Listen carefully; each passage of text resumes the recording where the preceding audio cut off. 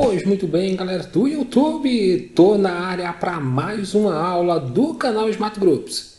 E na aula de hoje nós vamos continuar com a nossa série que fala sobre estatística básica. Na aula número 9 nós vamos resolver situações problemas que envolvem a análise de gráficos e tabelas estatísticas. Lembra que essa aula é uma continuação da aula número 8. Então na questão número 6 diz o seguinte: o gráfico a seguir mostra a evolução mensal das vendas de certo produto de julho a novembro de 2011. E aí é dado aqui um gráfico de linhas, onde a gente tem aqui no eixo horizontal os meses que estão variando de julho até novembro de 2011.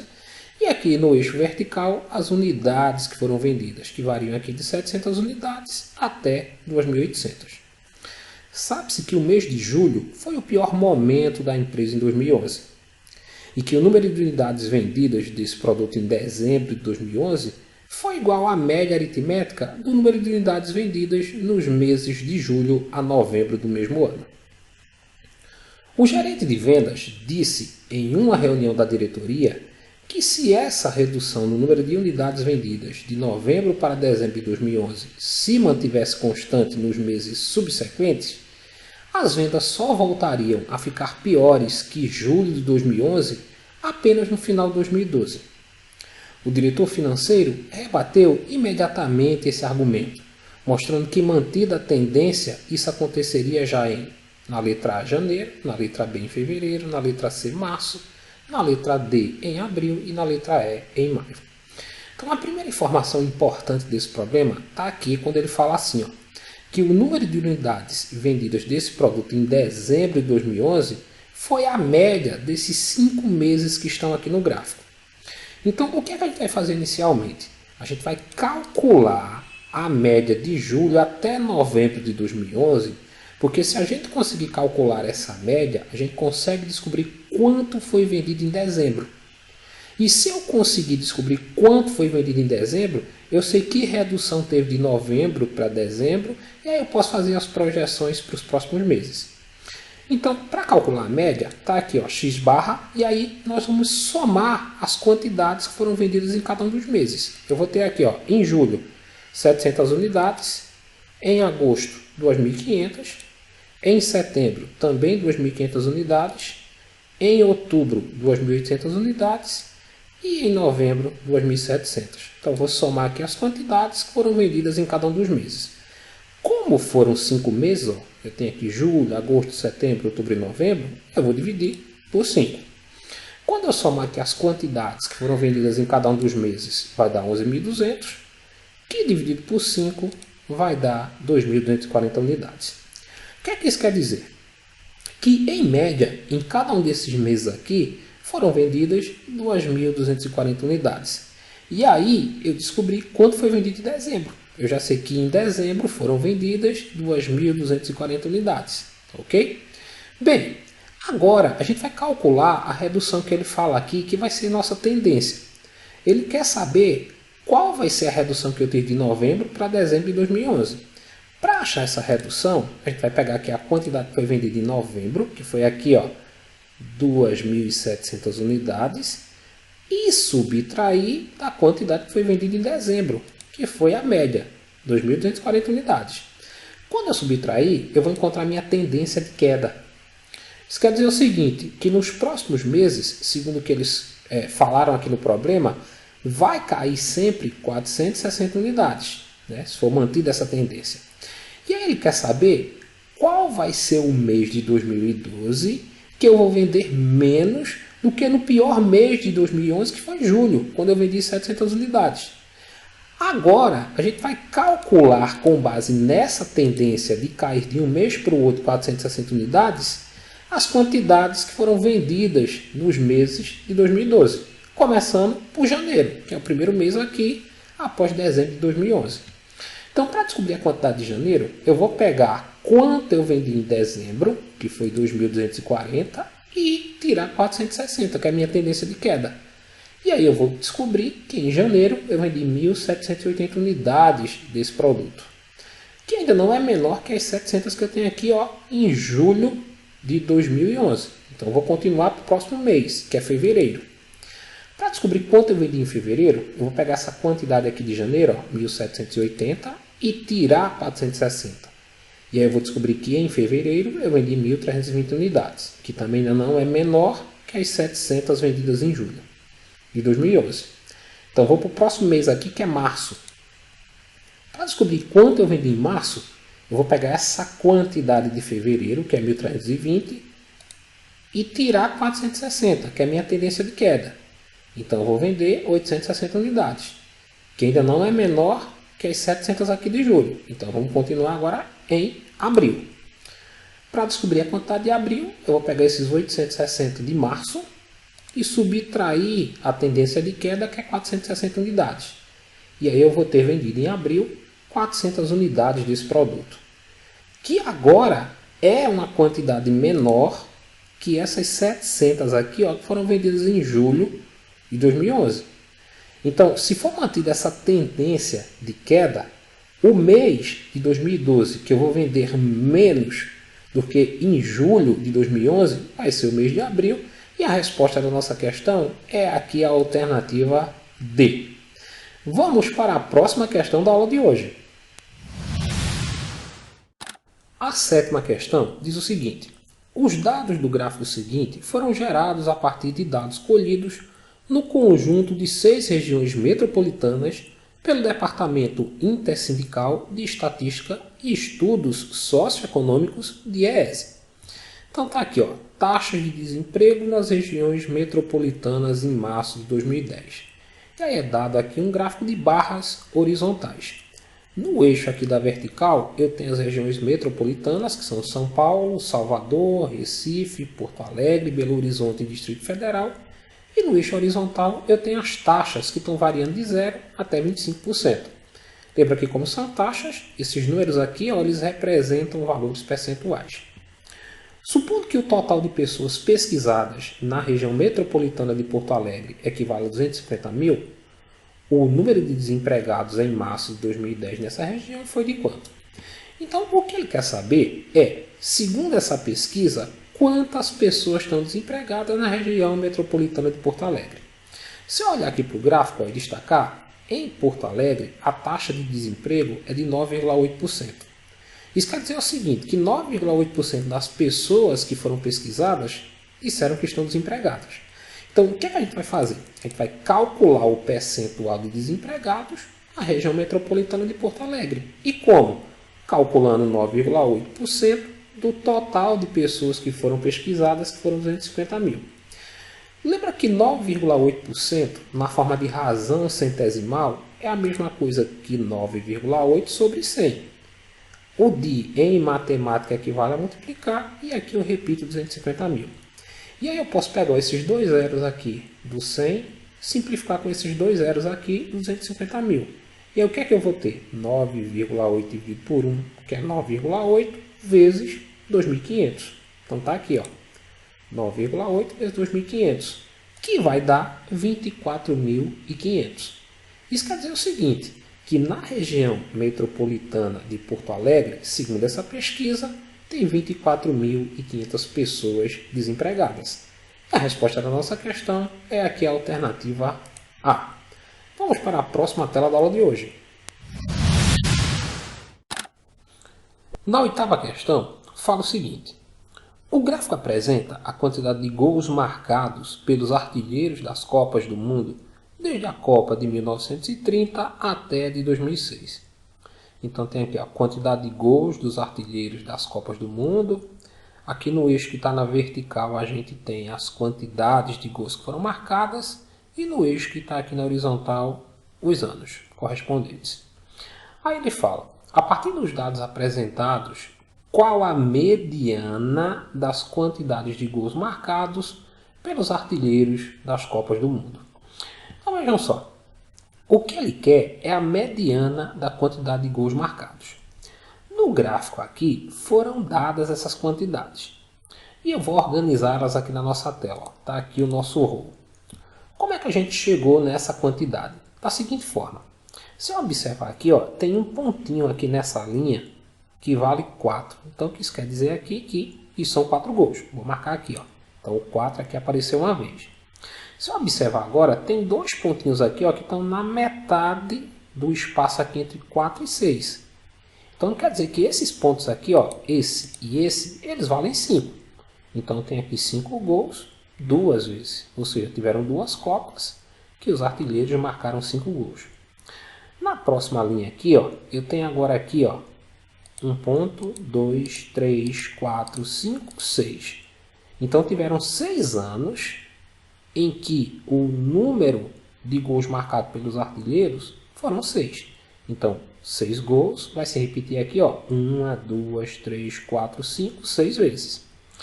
Agora aqui, ó, tem um ponto aqui e outro aqui, que eu vou destacar, ó, que estão no meio entre 6 e 8. Então, eles valem 7. Então, 7 gols apareceu aqui, ó, 2 vezes. Depois vem o 8, que também aparece, ó, uma vez, 2 vezes. Então, tá aqui, 8 gols ocorreram em 2 anos. Então, tá aqui, ó, tem um ponto agora aqui e outro aqui, que estão no meio de 8 até 10. Então, eles valem 9. Eu tenho 9 aqui uma vez e 9 aqui outra vez, ou seja, 2 vezes. E aí eu vou ter aqui, ó, 10 gols ocorreu em uma única Copa, né? O artilheiro fez 10 gols. Aqui eu tenho outro ponto que está no meio de 10 e 12, do espaço aqui de 10 e 12, então ele vale 11. Então 11 gols ocorreu só em uma Copa. E por fim eu tenho um ponto aqui em cima, ó, que está no meio de 12 e 14, então ele vale 13. Então somente em um ano eu tive o artilheiro com 13 gols. E aí o que é que acontece? Eu listei aqui o meu rol.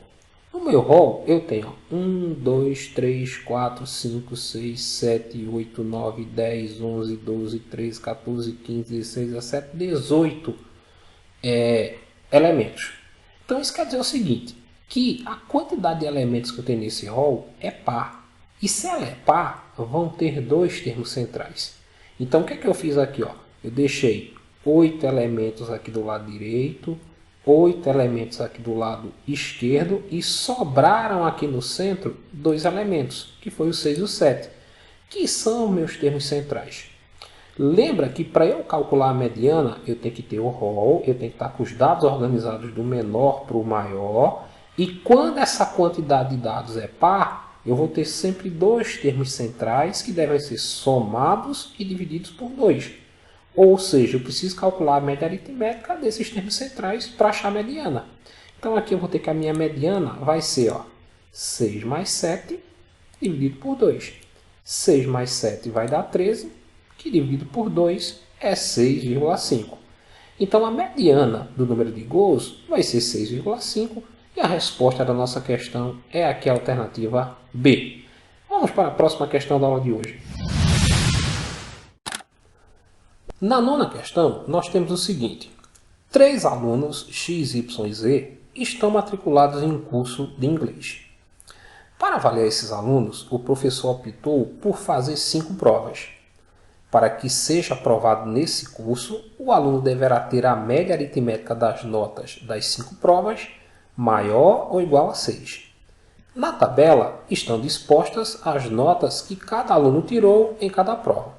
Então aqui no cabeçalho eu tenho o aluno, né? X, Y, Z. Aqui tem as notas da primeira prova, depois da segunda prova, da terceira prova, da quarta prova e da quinta prova. Com base nos dados da tabela e nas informações dadas, ficará ou ficarão reprovado ou reprovados na letra A apenas o aluno Y, na letra B apenas o aluno Z, na letra C apenas os alunos X e Y, na letra D apenas os alunos X e Z e na letra E os alunos X, Y e Z. Então o que se pergunta na questão é qual ou quais desses 3 alunos vão ficar reprovados.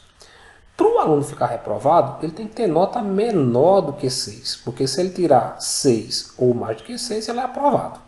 Então vamos calcular as médias de cada um dos alunos, começando aqui pelo aluno X. O aluno X, ele tirou na primeira prova 5, na segunda 5, na terceira prova 5, na quarta prova 10 e na quinta prova 6. Como é uma média aritmética, eu vou somar as 5 notas e dividir por 5. Está aqui, ó. A média do aluno X vai ser a soma das 5 notas que ele tirou dividido por 5. Aqui eu vou ter, ó, 5 com 5 dá 10, com 5 15, com 10 25, com 6 31. Então o que eu vou ter é 31 dividido por 5, que dá 6,2. Então o aluno X foi aprovado. Vamos agora para o aluno Y. O aluno Y, ele tirou na primeira prova 4, na segunda 9, na terceira prova 3, na quarta prova 9 e na quinta prova 5. Então vamos somar essas 5 notas que ele teve e dividir também por 5. Aqui eu vou ter 4 com 9 que dá 13, com 3 vai dar 16, 16 com 9, 25, com 5, 30. Então o que eu tenho aqui é 30 dividido por 5, que dá média 6. Então o aluno Y tirou 6, também foi aprovado. Vamos agora para a média do aluno Z. O aluno Z tirou na primeira prova 5, na segunda 5, na terceira ele tirou 8, na quarta ele voltou a tirar 5 e na quinta prova ele tirou 6. Vamos somar as notas que ele teve e também dividir por 5. Aqui eu vou ter 5 e 5, 10, com 8 vai dar 18, com 5, 23, com 6, 29. Então eu vou ter 29 dividido por 5, que dá 5,8. Então dos 3 alunos, o único que não chegou na nota mínima para ser aprovado, que é 6, foi o aluno Z. Então o aluno Z foi reprovado porque ele não atingiu a média que era 6, ele ficou com 5,8. Então a resposta da nossa questão é aqui a alternativa B. Com base nos dados dessa tabela, o aluno que foi reprovado foi o aluno Z. Ok? Vamos para a próxima tela da aula de hoje.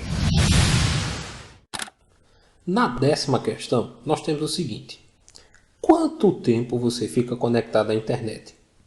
Para responder essa pergunta, foi criado um mini aplicativo de computador que roda na área de trabalho, para gerar automaticamente um gráfico de setores mapeando o tempo que uma pessoa acessa 5 sites visitados.